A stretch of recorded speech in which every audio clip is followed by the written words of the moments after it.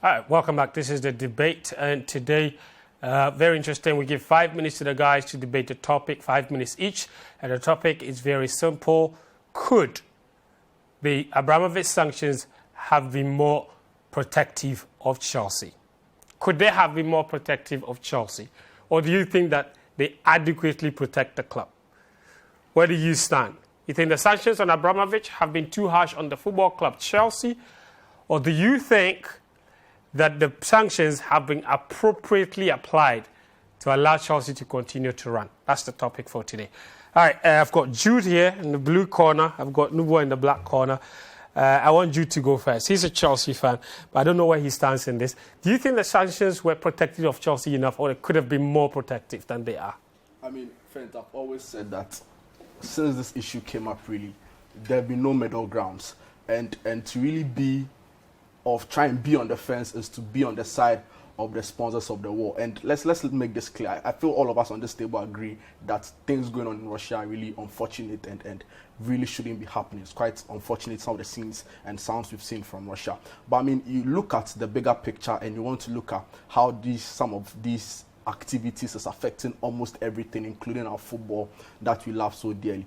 I've heard on radio people, journalists like yourself, make points about why football should have nothing to do with politics and the likes. But if you look at Chelsea as a club, and let's just bring it directly to Chelsea. I mean, you've heard a lot about Russia and Ukraine. Your space, for instance, Janice gave a background. You've also been doing a lot on your Twitter talking about the issue. So we don't even want to delve there. But bringing up the focus to Chelsea, I feel to a very large extent some of the sanctions were really harsh, if you ask me, and really need to be looked at again. And the government of UK themselves, to a large extent, would agree what I'm saying, because I listened to the Foreign Secretary speak about the fact that some of the sanctions as part of the license for Chelsea to operate, which includes playing games, would involve continuous reviews and updates. So they even agree to an extent that the sanctions don't apply in its entirety. There's room for communication, there's room for looking at it and review. What aspects are going on? So what aspects of those sanctions do you think were too harsh? Exactly, I'm going to come to. So for an instance, I find it very strange to understand why whatever is happening in Ukraine should affect the working class of some people in Chelsea. Why should, for instance, the Chelsea shop close because there's some sort of invasion going on? Why should families... They say that when they are selling the merchandise, the money can go back to Abramovich, which is good to him. We should make a distinction over here. Okay.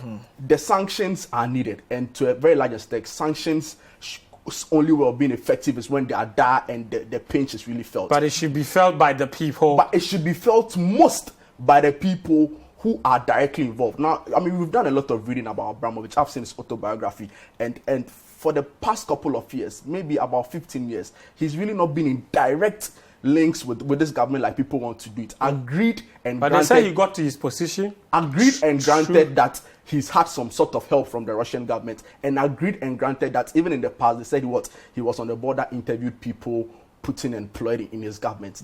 All of those things are there. But like I was saying, sanctions should be felt most by people who are directly involved. How does a working class mom in the Chelsea shop, receptionist, have to go unemployed because there's an invasion going on? What about those that would say that working class mom employed at Chelsea, all the money she's earned was because of all the illegal money that Abramovich brought in? I mean, you see, these things are just going to be hypothetical. You really can't really go deep and but perhaps she wouldn't have a job if Abramovich didn't take over Chelsea. But then it was the incompetencies of the UK government at the time to that's ensure... a good point. Exactly. So why would you let him come in? That's where you should have gone. That's why I've gone. Why would you let him come in the first place? So all of these things are there. Then it means that the UK government themselves are complicit. They are? Exactly. So the working moms who really suffer to fend for their parents, their kids really should not be made to feel the brunt of someone's decision. Here's a good analogy for you. You can't open your door for an armed robber to come in, and then when they finish robbing, you then go back and go and start shooting them and say, that's basically what they're doing. This is a clear case of the armed robber pontificating against a pickpocket. Oh, it's like saying, it's basically like saying, seeing that it is written on the cigarette pack, smoking kills, but you're smoking. Then when you are dying, you are complaining. So, I mean, I feel it's unfair. But friend, to another point really is that, you see, with all that is happening, right, there should be some space for the club to run. Chelsea is a significant national cultural asset. And its cultural value really transcends the borders of the UK. It's an international. And you think the current sanctions are designed to kill the club? Exactly. And see, I've always maintained that since this thing happened, for Chelsea fans, really try to put yourself in the shoes of a Ukrainian Chelsea fan, where in one breath, you really love your country and you don't want things to go bad for your country, but you can't love and you also don't want things to go bad for your club as well. But you can't your club than your country, so it always got to be in the middle somewhere. But see, friends, the point I'm making is that these sanctions really affect the club's cultural value and what they represent, even on an international stage. That is true. So your points are well made, Ima. You think that the sanctions are appropriate? Well, to an extent, I'll say yes, because as a government, and especially with the nature of what is going on in Ukraine and with Russia and all those kind of things, they had to make a stand.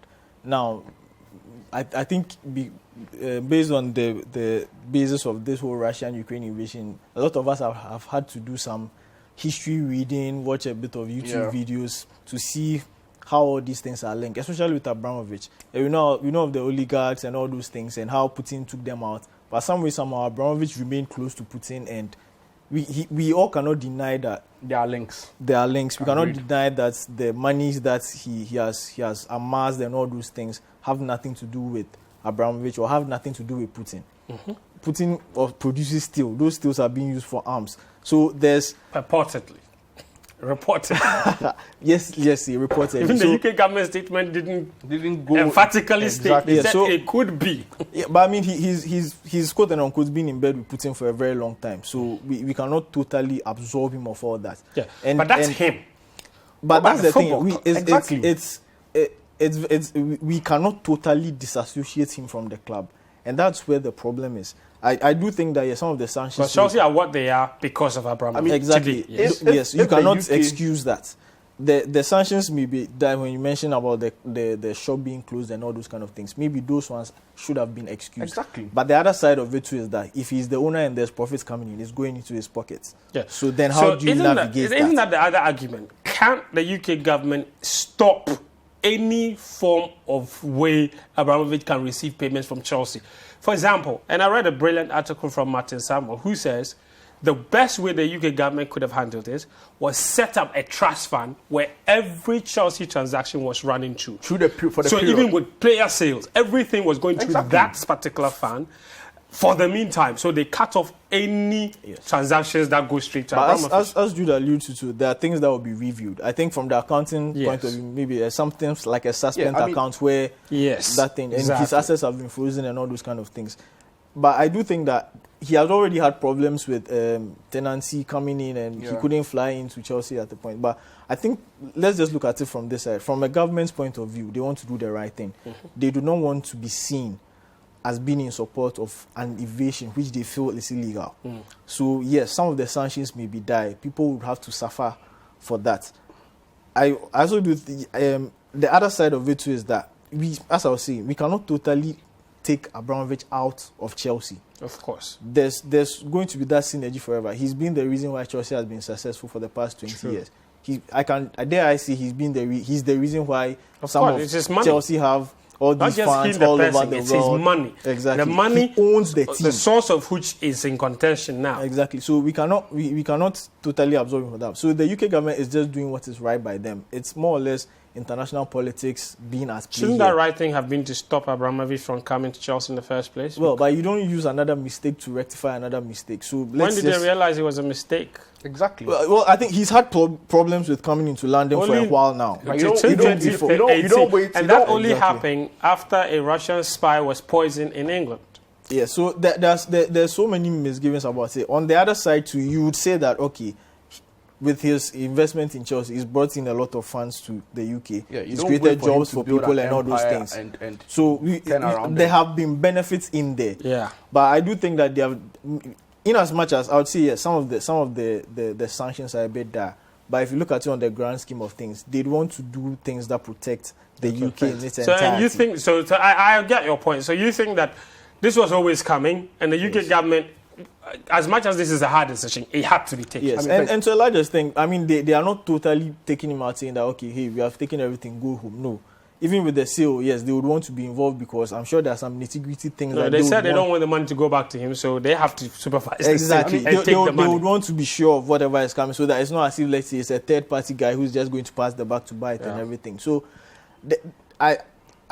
we are not for sure. We do not know whether the employees of the shop are not being paid again or all those kind of things. They will be paid. But after a period, then money is not going to come. No, but the argument from Chelsea fans is that you are profitable to handle your own business. They are. Exactly. So it's what. Thank you, Emmanuel. Just 10 seconds on this. Just 10 seconds on this. The point I'm making is that the sanctions should be fought by people who are directly involved. And Abramovich is feeling it. He's taking his club from him. If you take 3 billion out of somebody who's worth 9 billion, what have you done? He's worth 12.6 billion. You take 3 billion out of somebody worth 12.6 billion. What are you doing? Especially when we, the fans, are going to really for the brand. Okay. Clearly, it doesn't sit right. I know it doesn't sit right with you as well. So.